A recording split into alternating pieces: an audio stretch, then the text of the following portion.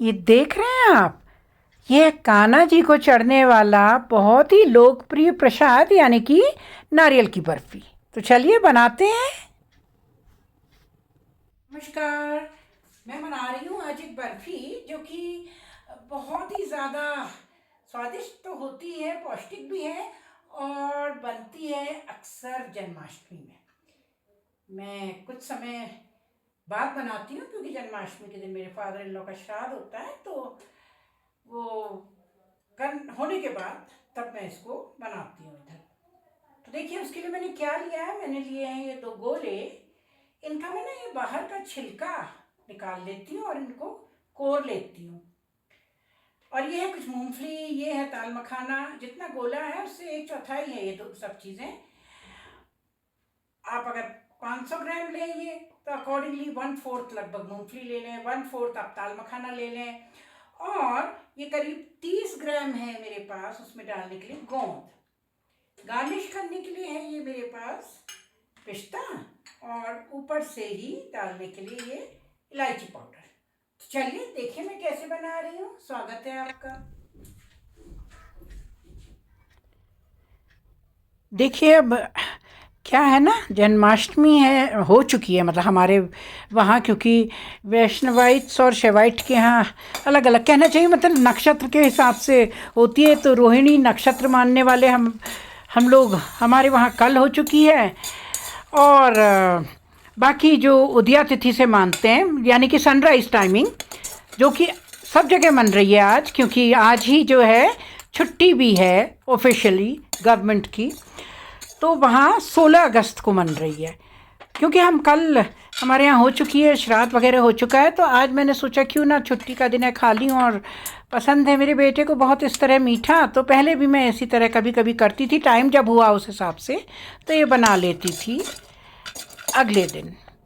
तो उसके लिए आप देख ही रहे हैं, मैंने मखाने सब ये मैं ड्राई रोस्ट कर रही हूँ। मखाने भी रोस्ट कर लिए, मूंगफली भी रोस्ट कर ली हैं। अब मैं इसी में गोंद को भी ड्राई रोस्ट ही कर रही हूँ। वैसे घी डाल के कर सकते हैं, अच्छी होती घी डाल के, पर मैंने सोचा कि चलो इसी तरह कर लेती हूँ ड्राई रोस्ट। ये गोंद है, गोंद जिसका कि ओरिजिन कहाँ है, मिडिल ईस्ट में कहते हैं, राजस्थान के खानों से, और हमारे यहाँ सदियों से यूज़ हो रही है ये खाने में, क्योंकि it has medicinal properties, it boost immunity. और पोस्टपार्टम मतलब after the birth of a child, हमारे कुमाऊँ वगैरह में, पहाड़ी जगह में कहना चाहिए, पहाड़ों में, I know about Kumaon because I belong to this region.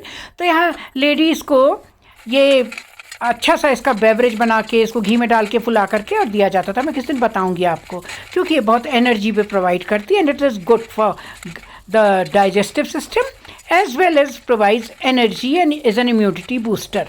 तो ये देखिए मैंने जो मूंगफली भूनी है ना, अब इस तरह से थोड़ी ठंडी हो गई तो रब करके उसकी छिलके अलग कर ले रही हूँ, क्योंकि बेसिकली जो स्किन होती है ना ये बाहर की, ये थोड़ी बिटर टेस्ट देती है। अदरवाइज़ तो इसमें बहुत एंटीऑक्सीडेंट्स होते हैं, तो इसको रिमूव कर ले रही हूँ मैं। और बाकी चीज़ें तो मैंने सब रोस्ट कर ही ली हैं और अब एक एक करके मैं इनको पीस रही हूँ। देखिए मूंगफली ही मतलब नहीं पीसी, साथ में पिसा, ये भी साथ भी पीस सकती थी, पर क्योंकि ये अलग अलग समय में हुई थी तो मैंने बीच का समय यूज़ कर लिया इनको पीसने के लिए। तो इसी तरह मैंने पहले पीस लिया ताल मखाना, उसके बाद ये पीस ली इसमें मूंगफली। अब ये मैं इसके बाद पीस ले रही हूँ ये जो है एडिबल गम यानी कि गोंद। It is very rich in fibre, protein, calcium, magnesium, और ये डिराइव होती है अकेशिया ट्री से। अब देखिए मैंने क्या करा ना, पानी डाल करके जितना वेट आप देख लीजिएगा, या वज़न से ले लीजिएगा या वैसे कि आप बोल से, जैसे एक बड़े बोल भर करके अगर आपकी ये तीनों चीज़ें हुई हैं तो लगभग आपको जितना मीठा पसंद है उस हिसाब से उतने से कुछ कम, मतलब आधे से ज़्यादा शुगर ले लीजिएगा, या अगर गुड़ डाल रहे हो तो गुड़ ले सकते हैं।